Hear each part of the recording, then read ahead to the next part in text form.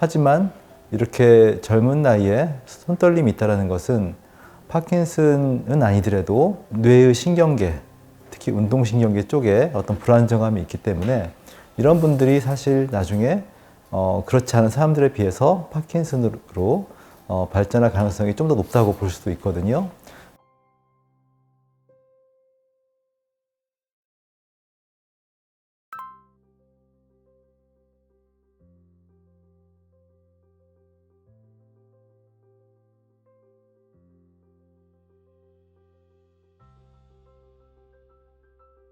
예전 같으면 그렇게 고령층 위주로 우리가 더 주의를 하면 되겠지만 하여튼 최근 5년, 10년 사이에 이 젊은 층이 늘었기 때문에 이제는 40, 50대 분들의 경우를 하더라도 유사한 증상이 좀 있다거나 할 때에는 좀 신경을 쓰시는 게 필요할 것 같습니다.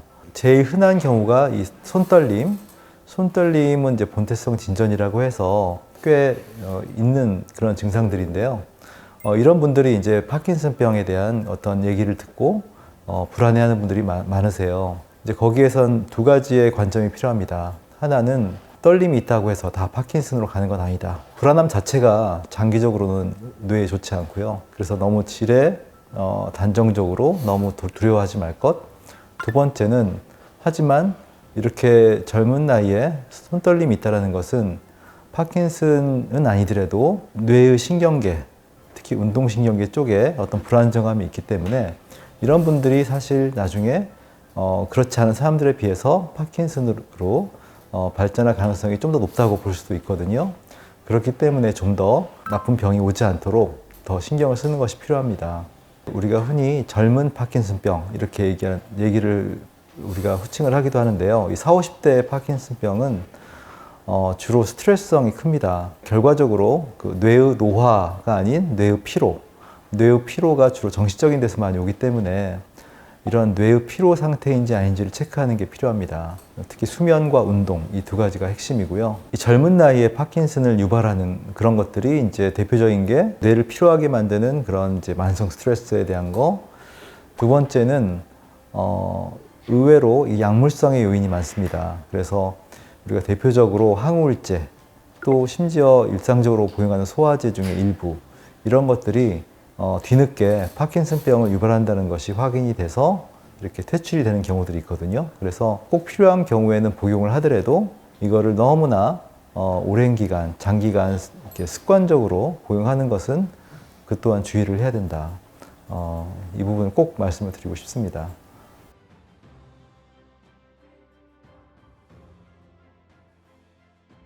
물론 그렇지는 않을 겁니다. 분명히 이게 항우울제라고 해서 모든 게 아니라 그 중에 일부 성분이 파킨슨병을 유발한다는 것이 뒤늦게 확인이 됐기 때문에 그런 것들이 또 수년 전에 한번 이렇게 또 정리가 되었고 상대적으로 지금 쓰고 있는 이제 약물들은 상대적으로는 좀 안전하다고 얘기를 합니다만 이런 것들이 사실 지나봐야 알거든요. 그렇기 때문에 기본적으로 약물에 의존해서 어떤 정신 건강이나 뇌의 건강을 지속하려는 것은 그렇게 장기적으로는 좋은 방법은 아니다라고 생각합니다.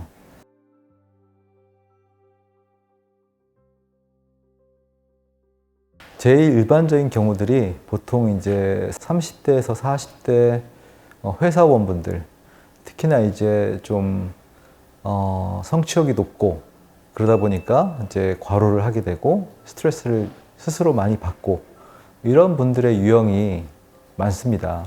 기억나는 환자로는 이분은 파킨슨 증상보다는 공황장애, 불안장애, 불면 이런 식의 좀 정신과적인 요소가 더 많은 분이었거든요. 불안장애, 공황장애에 의한 그런 증상인지 아니 정말 파킨슨을 의심할 수 있는지 이제 이런 것들이 좀 혼재되어 있는 경우가 많은데 결국은 이제 파킨슨 진단을 받고 오시는 분들이 생각보다 꽤 있습니다. 이게 아무래도 제가 늘 말씀드렸듯이 스트레스가 몸과 마음에 의해서 뇌가 지치는 그런 경우라서 그 원인이 되는 그런 이제 정신적 안정을 확보하는 것이 중요하기 때문에 먼저 이런 공황장애나 불안장애에 대한 치료를 더 중점적으로 할 때 이런 파킨슨 관련한 증상이 개선되는 것을 볼 수가 있습니다. 좀 더 젊은 연령으로서는 이제 우리가 10대의 어떤 손해의식증으로서 두 자매가 우리가 중학생 또 그 다음에 고등학교를 졸업한 이 두 자매가 같이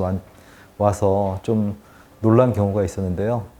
이제 그 경우에는 뭐 아버님이 이 손해이축증이어서 유전성으로 해서 빨리 발현이 된 경우라고 할 수 있는데, 나머지는 다 건강하고 또 언뜻 보면은 전혀 문제가 아닌 것 같지만 걸음걸이가 불안정하고 잘 넘어지고 상당히 좀 안타까웠던 그런 기억이 있습니다.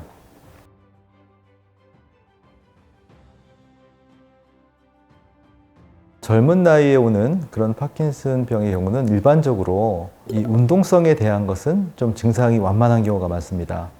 연세가 있으신 분들은 좀 파킨슨 병이 발병된 이후에 노화 자체라는 것이 이 운동성이 떨어지는 거기 때문에 이 노화 속도와 더불어서 운동 능력이 급격하게 떨어지는 경우가 많은데, 젊은 나이에서는 상대적으로 이제 운동성에 대한 증상은 조금 완만하게 가는 경우가 많은데, 그런데 상대적으로 문제점은 그러니까 도파민제를 포함한 약물을 좀 빨리 쓰기 때문에, 사실 이런 레보도파 이 도파민제는 당뇨나 혈압약처럼 그렇게 안정적으로 몇십 년을 먹을 수 있는 약은 아니거든요. 이게 내성 때문에 자꾸 약을 늘려야 되고, 특히나 사회활동을 하는 젊은 사람들은 직접 활동을 해야 되기 때문에 연세가 있고 은퇴하신 분에 비해서 대외적으로 보여지는 면, 또 실제 내가 활동을 하기 위해서 더 약을 빨리 늘리는 경우들이 많습니다. 그러다 보니까 약의 복용량이 빨리 증가하고, 그럼으로써 이 약의 부작용으로서의 어떤 과잉 운동성, 우리가 무도증이라고 하는 몸을 막 이렇게 흔드는 이런 증상을 좀 빨리 보여주는 경우가 많습니다.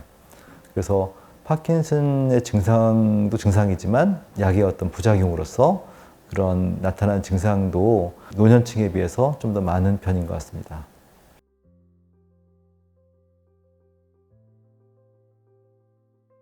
물론 기본적으로 뇌를 활성화시킨다, 뇌를 회복시키는 그런 쪽의 어떤 처방들, 약제들은 기본으로 공통으로 들어갑니다만, 발병 기전을 좀 다르게 보는데요. 젊은 층과 노년층은 기본적으로 우리가 한의학에서는 허실이라는 개념이 있습니다. 변증에 있어서 이게 허증이냐 실증이냐. 이제 허증은 내 몸이 약해져서 생기는 병입니다. 내 몸을 유지하는 그런 기운이 약해져서 생기는 병이고, 실증은 이제 내 몸은 잘 유지할 수 있는데 너무 외부의 요인이, 병의 요인이 너무 커서 그거를 못 이기는 그런 경우입니다. 그러니까 젊은 나이에서는 아무래도 기본적으로 내 기운이 있지만 너무나 과잉된 그런 병의 요인이 세서 그로 인해서 오는 경우가 많습니다. 결과적으로 뇌의 피로를 올린다고 하지 않았습니까?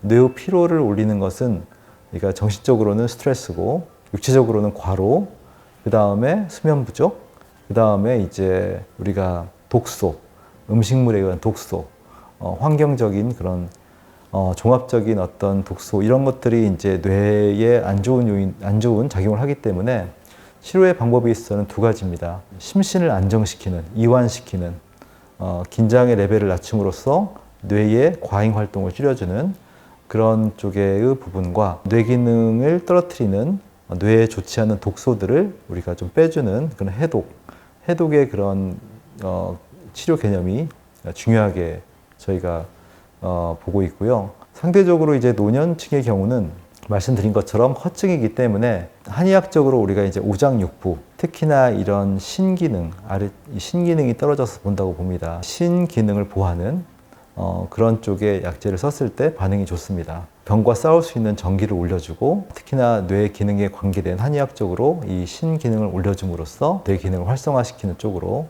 더 많은 신경을 쓰고 있고요. 오장변증이라는 것이 나왔으니까 우리가 간신, 비패신 이렇게 이제 오장을 얘기하는데, 그 중에서 이렇게 몸의 운동성 장애는 주로 이제 이 간 쪽으로 많이 봅니다.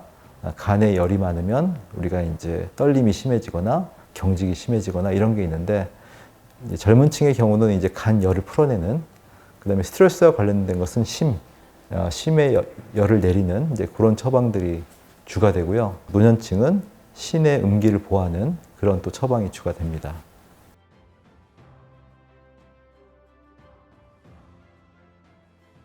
초등학교나 그렇게 10대 초반이나 이런 경우에 파킨슨은 정말 흔치 않고요. 대신에 그 손해위축증은 정말 10대 전후로, 그러니까 유전성 중에서도 이제 우리가 열성 유전이라고 하는 그런 유형의 유전성 손해위축증은 굉장히 발병 연력이 빠릅니다. 그래서 어렸을 때부터 그냥 이렇게 걸음걸이가 불안정하고 운동 능력이 떨어지고 이런 아이들은 허약하다 이렇게 보이기 쉬운데 그러지 말고 특히나 걸음걸이가 좀 불안정하다 싶을 때에는 빨리 병원을 가보는 것도 좋습니다.